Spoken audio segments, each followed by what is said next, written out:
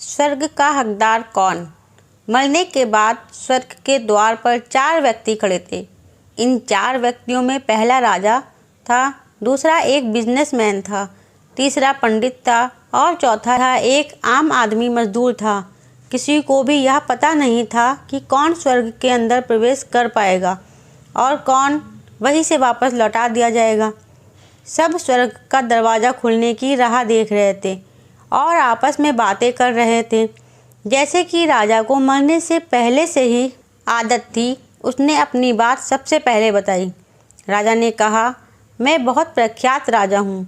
मैंने धरती पर अपना बहुत नाम कमाया है, इसलिए पूरी संभावना है कि मैं ही स्वर्ग में जाऊँगा। फिर व्यापारी ने अपनी बात सामने रखी। वह बोला, मैंने धरती पर खूब धन कमाया है और उस धन से मैंने सैकड़ों लोगों की मदद की, इसलिए मैं ही स्वर्ग का हकदार बनूंगा। अब बारी थी पंडित की, तो पंडित ने मुंह खोला और सबको यह कहा, चाहे तुम जो सोच लो, लेकिन यह बात तो तय है कि स्वर्ग के दरवाजे खुलेंगे तो मेरे लिए ही। सब जानते हैं पंडित दिन रात भगवान को याद करते हैं, इसलिए स्वाभाविक है कि स्वर्ग में पंडित का स्वागत किया जाए। जब सब ने अपना पक्ष रख दिया, तब सबकी नज़र उस मजदूर पर थी जो चुपचाप अपनी नज़र नीचे झुकाए बिना कुछ बोले वहीं पर खड़ा रहा। स्वर्ग का दरवाज़ा खुला और वहाँ पर एक देवदूत आकर खड़ा हो गया। देवदूत के हाथों में एक पुस्तक थी जिसमें इन सभी के कर्मों के बारे में लिखा हुआ था। देवदूत ने सबसे पहले राजा को अपने पास बुलाया और उसको पूछा, तुम बताओ, तुमने अपने जीवन में क्या क्या अच्छा कर्म किया है। मैं उन्हें इस पुस्तक में देखकर फैसला करूंगा कि तुम्हें अंदर आने देना है या नहीं। राजा ने कहा, मेरा राज्य जितना बड़ा था उतना ही समृद्ध था और मेरी राज्य के सभी लोग खुशहाल थे। सभी बड़े आनंद से रहते थे। मैंने उन्हें कभी भी किसी भी चीज़ की कमी नहीं होने दी। यहाँ मेरे अच्छे कर्म हैं। देवदूत ने अपनी पुस्तक में देखा और देखने के बाद राजा से कहा, तुम सच बोलते हो।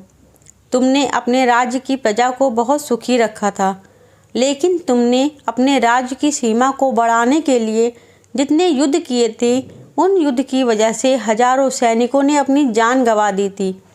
उन हजारों सैनिकों के परिवार के दुख का कारण तुम बने थे, इसलिए तुम स्वर्ग में नहीं आ सकते।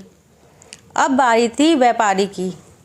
व्यापारी से जब देवदूत ने पूछा कि तुम्हारे अच्छे कर्म क्या हैं, तब व्यापारी ने उससे कहा, मैंने सैकड़ों लोगों को खाना खिलाया है, कई आश्रमों में दान किया है, कई निराश्रित लोगों के लिए घर बना कर दिया है। यहाँ मेरे अच्छे कर्म हैं। देवदूत ने फिर से अपने पुस्तक में ध्यान से देखा और देखने के बाद व्यापारी से कहा, तुम्हारा कहना भी ठीक है कि तुमने बहुत दान धर्म किया है, लेकिन यह दान धर्म तुमने जिन पैसों से किया है, उन पैसों को कमाने के लिए तुमने ना जाने कितने झूठ बोले हैं, कितनी हेरा फेरियाँ की है और कितनी मिलावटें की हैं, इसलिए तुम भी स्वर्ग में नहीं आ सकते। जब पंडित से यही सवाल किया गया तो पंडित ने बड़े ही आत्मविश्वास के साथ कहा, मैंने अनगिनत लोगों को ज्ञान दिया है, हजारों यज्ञ और पूजाएँ की हैं और दिन रात भगवान का जाप किया है। इससे अच्छे कर्म और क्या हो सकते हैं। देवदूत ने अपनी पुस्तक के अंदर झांककर देखा और पंडित से कहा, आपने जितने भी लोगों को जो भी ज्ञान दिया है, उन बातों पर खुद कभी अमल नहीं किया है। आपने यज्ञ, पूजा या भगवान का नाम निस्वार्थ भाव से कभी नहीं लिया है, इसलिए आपका भी स्वर्ग में आना प्रतिबंधित है। मजदूर यह सब देखकर हैरान था। वह अब तक जिन्हें महान समझता आ रहा था, उनकी व्याख्या स्वर्ग के दरवाजे पर आकर बदल गई थी। धरती पर जिन कर्मों को अच्छा समझा जाता है, उनका यहाँ पर कोई मूल्य नहीं था। यमदूत ने जब इस मजदूर को अपने पास बुलाया, इससे पहले कि वह उससे उसके अच्छे कर्मों के बारे में पूछता, मजदूर बोल पड़ा, प्रभु, मैं जानता हूँ कि मैं भी स्वर्ग में आने के लायक नहीं हूँ, लेकिन मैं फिर भी एक बार बाहर से ही स्वर्ग को झाँक कर देखना चाहता हूँ।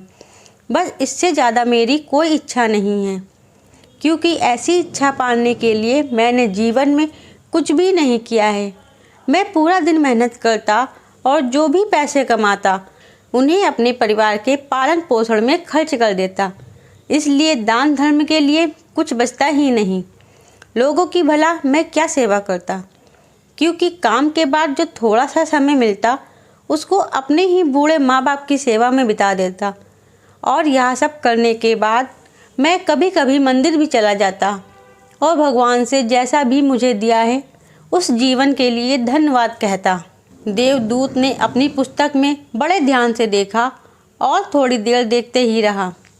फिर उसने मजदूर से पूछा कि तुम याद करके बताओ, तुमने कभी तो कोई अच्छा काम किया होगा। मजदूर ने थोड़ी देर सोचने के बाद बोला, हाँ मुझे थोड़ा थोड़ा याद है।